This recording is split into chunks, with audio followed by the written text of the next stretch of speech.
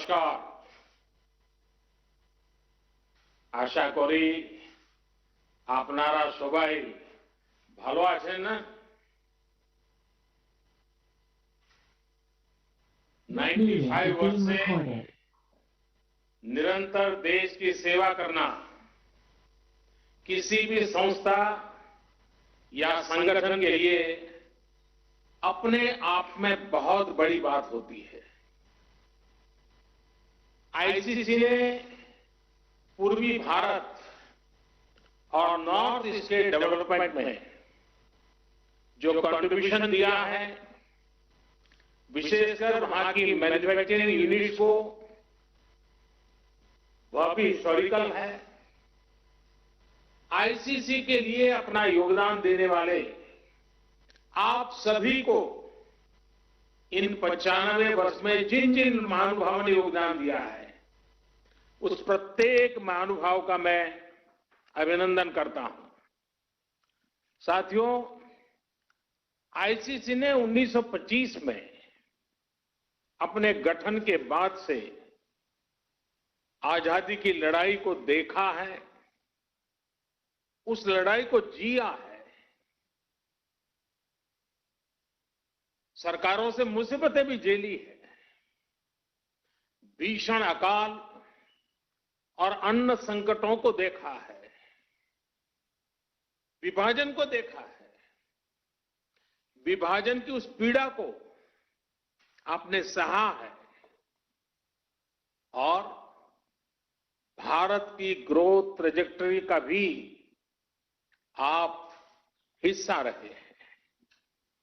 अब इस बार की ये एजीएम एक ऐसे समय में हो रही है जब हमारा देश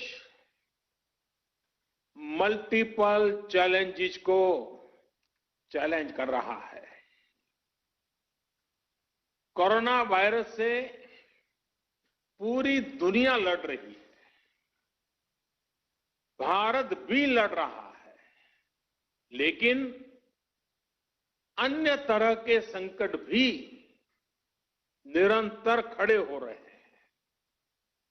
कहीं फ्लड की चुनौती, कहीं लॉकस्ट, जो बंगाल में जिसको पोंगोपा कहते हैं, पोंगोपा का कहर, कहीं ओलावृष्टि, कहीं असम में ऑयल फील्ड में आग,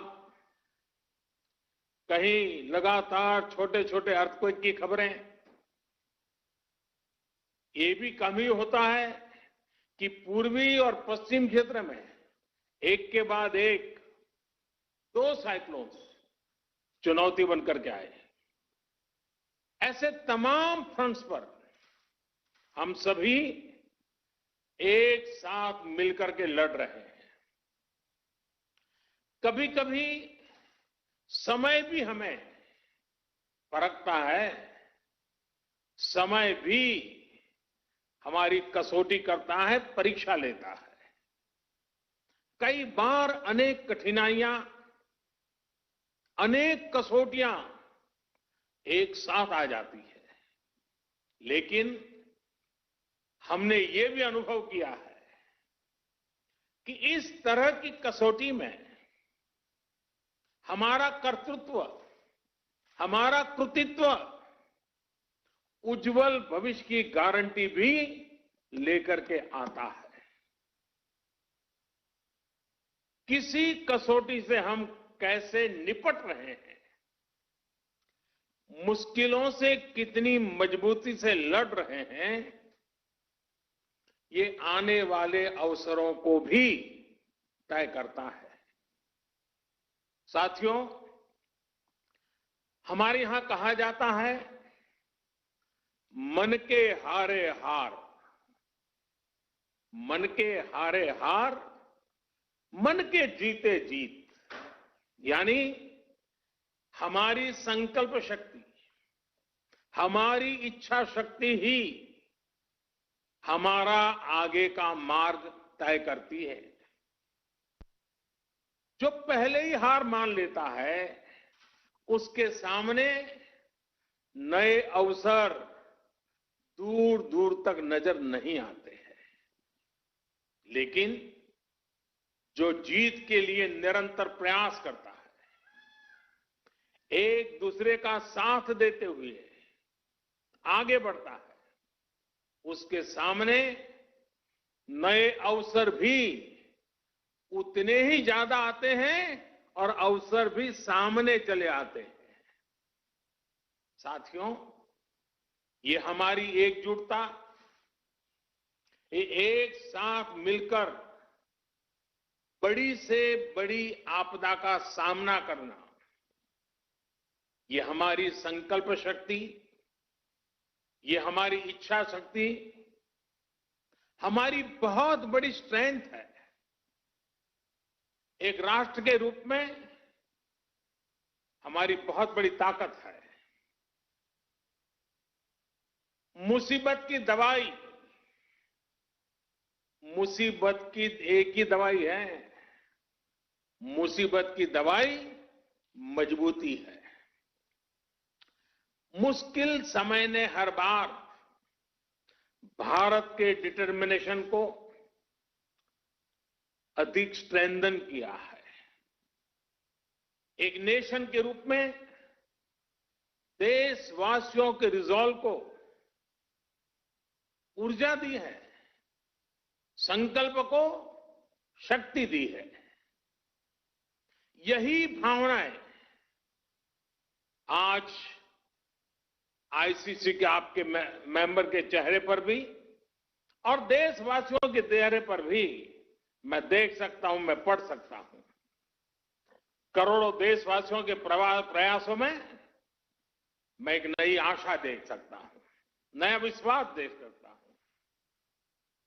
कोरोना का संकट पूरी दुनिया में बना हुआ है, पूरी दुनिया इससे लड़ रही है। कोरोना वॉरियर्स के साथ हमारा देश इस लड़ाई में जरा भी पीछे नहीं है, लेकिन इन सब के बीच हर देशवासी अब इस संकल्प से भी भरा हुआ है कि इस आपदा को अवसर में परिवर्तित करना है।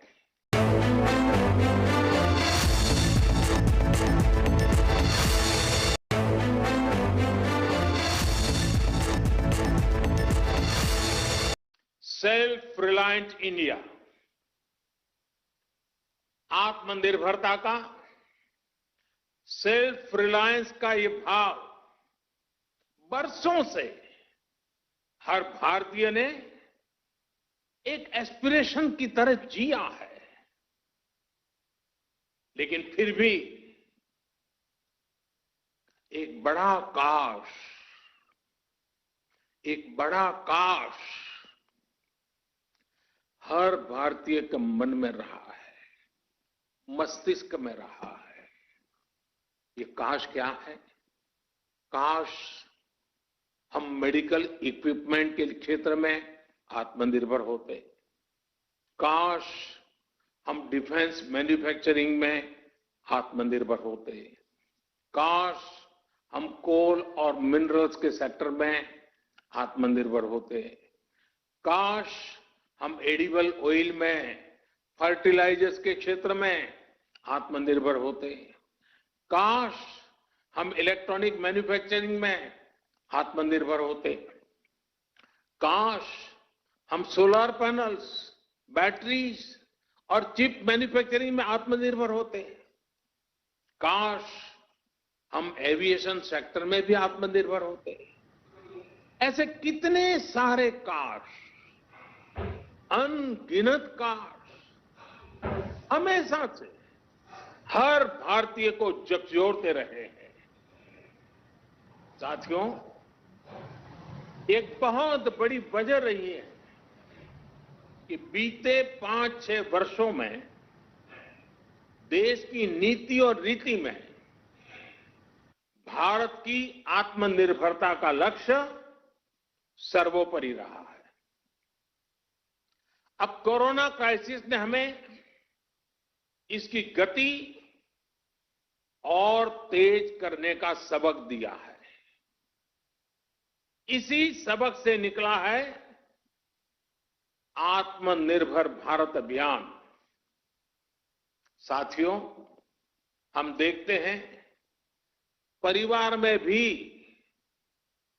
संतान, बेटा हो या बेटी, 18-20 साल का हो जाता है तो मां बाप उसे सबसे पहले कहते हैं कि अपने पैरों पर खड़े रहना सीखो। हर परिवार में सुना होगा, आप जो मुझे सुन रहे हैं सबने सुना होगा कि 18-20 साल की उम्र में उनके मां बाप ने उनको कहा होगा कि बेटे बेटी अब अपने पैरों पर खड़े रहना सीखो। एक तरह से आत्मनिर्भर भारत का पहला पाठ परिवार से ही शुरू होता है। भारत को भी अपने पैरों पर ही खड़े होना होगा। साथियों, आत्मनिर्भर भारत अभियान का सीधा सा मतलब है कि भारत दूसरे देशों पर अपनी निर्भरता कम से कम करे। हर वो चीज जिसे इंपोर्ट करने के लिए देश मजबूर है, वो भारत में ही कैसे बने। भविष्य में उन्हीं प्रोडक्ट्स का भारत एक्सपोर्टर कैसे बने, इस दिशा में हमें और तेजी से काम करना है। इसके अलावा हर वो सामान जो भारत का लघु उद्यमी बनाता है,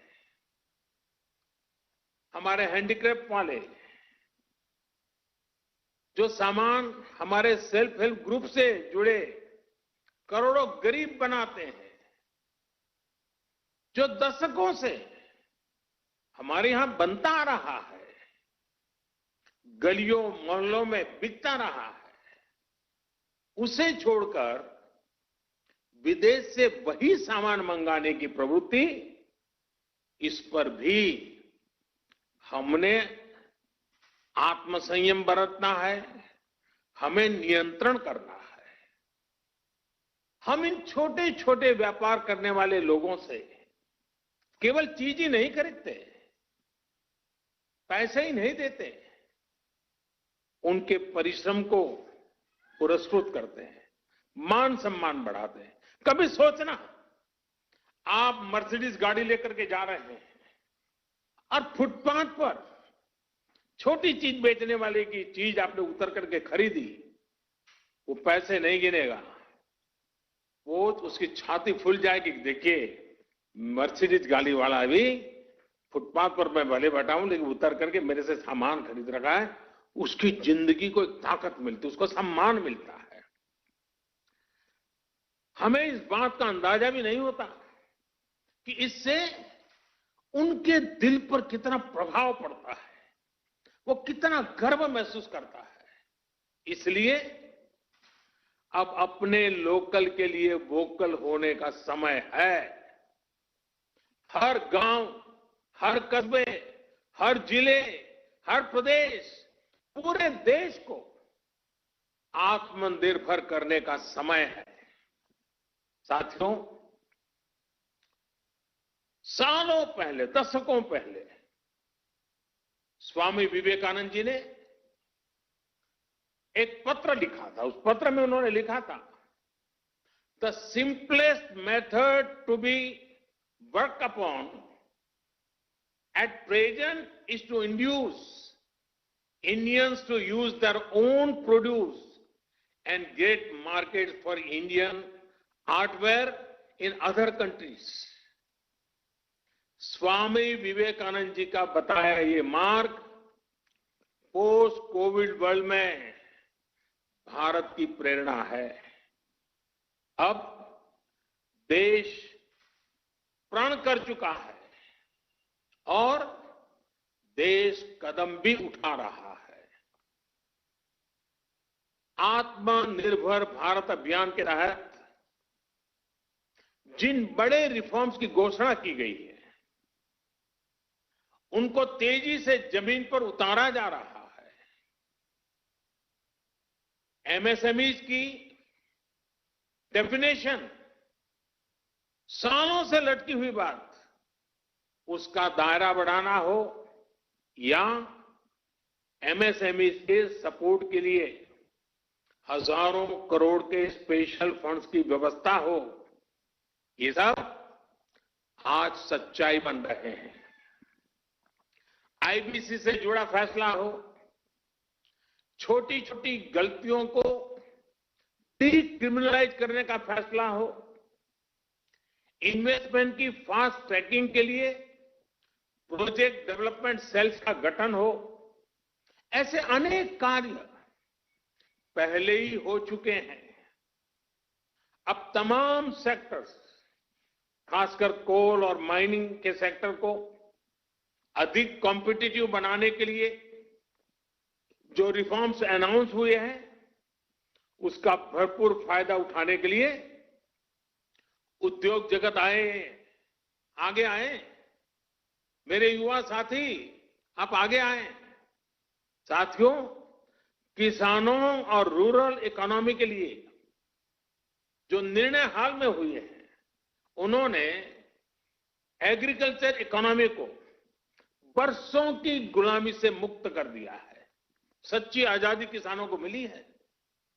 अब भारत के किसानों को अपने प्रोडक्ट, अपनी उपज देश में कहीं पर भी बेचने की आजादी मिल गई है। APMC act, essential commodities act, उसमें जो संशोधन किए गए हैं, किसानों और इंडस्ट्री के बीच पार्टनरशिप का जो रास्ता खोला गया है, उससे किसान और रूरल इकोनॉमी का कायाकल्प होना तय है।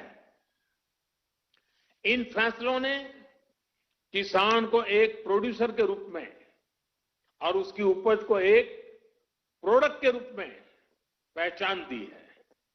साथियों, चाहे किसानों के बैंक खातों में सीधे पैसे ट्रांसफर करना हो, चाहे एमएसपी का फैसला हो, उनकी पेंशन की योजना हो, हमारा प्रयास किसानों को सशक्त करने का है। अब किसानों को एक बड़ी मार्केट फोर्स के तौर पर विकसित होने में सहायता की जा रही है।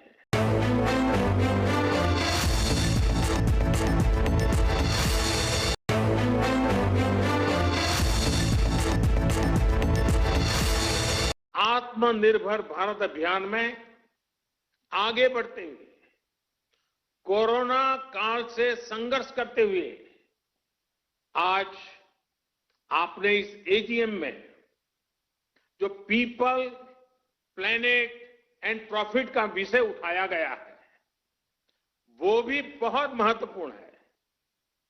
कुछ लोगों को लगता है कि ये तीनों एक दूसरे के ऑपोजिट है, विरोधाभासी है, लेकिन ऐसा नहीं है। पीपल, प्लेनेट एंड प्रॉफिट एक दूसरे से इंटरलिंक है। ये तीनों एक साथ फ्लरिश कर सकते हैं, को एग्जिस्ट कर सकते हैं। मैं आपको कुछ उदाहरण देकर समझाता हूं। जैसे भारत में हमने एलईडी बल्ब का एक बहुत बड़ा अभियान चलाया।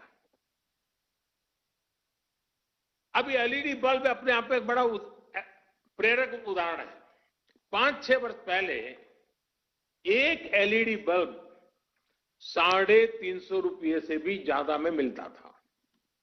आज वही बल्ब 50 रुपये तक में मिल जाता है। आप सोचिए, कीमत कम होने से देश भर में करोड़ों करोड़ों की संख्या में एलईडी बल्ब घर घर पहुंचे हैं, स्ट्रीट लाइट्स में लग रहे हैं। ये क्वांटिटी इतनी बड़ी है कि इससे उत्पादन की लागत कम हुई है और प्रॉफिट भी बढ़ा है।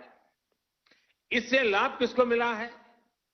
पीपल को, आम देशवासी को जिसका बिजली का बिल कम हुआ है, एक मोटा मोटा अंदाज में लगा सकता हूं, आज प्रतिवर्ष एवरी ईयर देशवासियों के करीब करीब 19,000 करोड़ रुपए बिजली के बिल में एलईडी की वजह से बच रहे हैं। 19,000 करोड़ रुपए आपके जेब में बचना, ये बचत गरीब को हुई है, ये बचत देश के मध्यम वर्ग को हुई है और लगातार होने वाली है। इसका लाभ प्लैनेट को भी हुआ है।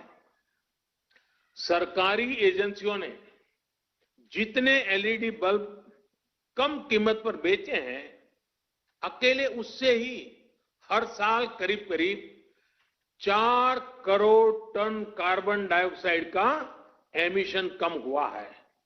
यानी प्रॉफिट दोनों को है, दोनों के लिए विन विन सिचुएशन है। उत्पादक भी कमाता है, विक्रेता भी कमाता है और खरीदार भी कमाता है, और प्लेनेट का तो भला हुआ ही हुआ है। अगर आप सरकार की अन्य योजनाओं और फैसलों को भी देखें तो बीते 5-6 वर्षों में पीपल, प्लेनेट एंड प्रॉफिट का ये कंसेप्ट जमीन पर और मजबूत हुआ है। अब जैसे अभी आपने भी देखा है कि कैसे सरकार का बहुत ज्यादा जोर इनलैंड वाटरवेज पर है। हल्दिया से बनारस तक तो वाटरवे चालू हो चुका है। अब मैं बनारस का एमपी हूं, इसलिए मुझे आपसे जुड़ने में आनंद भी आता है। अब वो चालू भी हो चुका है। अब नॉर्थ ईस्ट में भी वाटरवेज बढ़ाया जा रहा है। इन वाटरवेज से पीपल का फायदा है, क्योंकि इससे लॉजिस्टिक्स का खर्च कम होता है। इन वाटरवेज से प्लेनेट का भी फायदा है, क्योंकि इससे ईंधन कम जलता है। और हमें ये भी नहीं भूलना चाहिए कि ये पेट्रोल डीजल के इंपोर्ट को कम करेगा, रोड पर ट्रैफिक कम करेगा, सामान सस्ते में पहुंचाएगा, सामान सस्ता मिलेगा, शॉर्टेज रूट से जल्दी पहुंचेगा।